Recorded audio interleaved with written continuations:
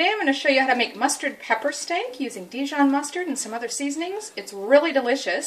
If you're doing, say, a Paleo, Primal, low-carb, that kind of thing, and you can have Dijon mustard on your plan, then you can have it like this, just with some veggies on the side, and it's quite delicious. And for the rest of the family who's maybe not eating that way, they can have theirs and bread or rolls with some cheese and tomato, lettuce if you have it, whatever you like, on a sandwich. Okay, so this recipe I got from the New Dieter's Cookbook, and I've modified it to suit the particular low-carb plan that I'm on, the Dr Poon diet. But my husband is not eating low-carb, so we've also got some other ingredients here as well. So starting out, I've got about 500 grams or a pound of some steak. You can use whatever kind you like. We're going to tenderize it a bit, so it doesn't have to be the top line. And I've cut it into 4 portions. Here we've got 2 tablespoons of Dijon mustard. I've got about 1 clove or a teaspoon or so of crushed garlic. I'm going to use, the original recipe called for a teaspoon of brown sugar, but I'm substituting some stevia, natural sweetener, and a ½ teaspoon of fresh ground black pepper.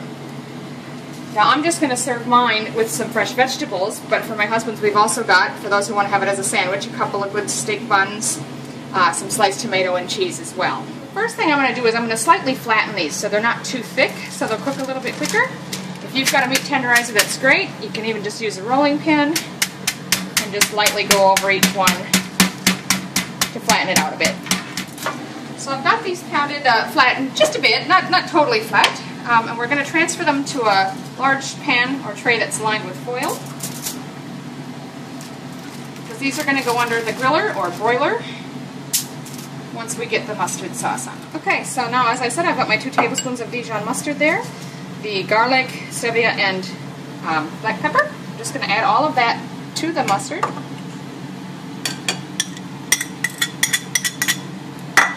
And stir it to mix well.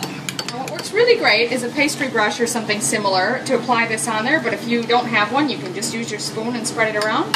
Try to use about half of a mix to top each piece of meat, because once we've cooked it halfway, we're going to turn them and put the rest on the other side. So as I say, you can dole it out like this, and spread it around with a spoon, or you can take it straight from the brush. It doesn't make any difference, but just spread it out relatively evenly. Now again, if you have a broiler where it's down in the bottom of the oven, you can use that. We've got in Australia what's called a griller. It's just a broiler on the top of the oven basically. So we've got that on already, and I'm just going to put this, you want it about 3 or 4 inches so far from the flame, or heat in this case. About 4 or 5 minutes depending on how done you like them per side, then we're going to come back and flip them. Okay, so that's actually been about 5-6 minutes. So we're going to take those out and flip them over.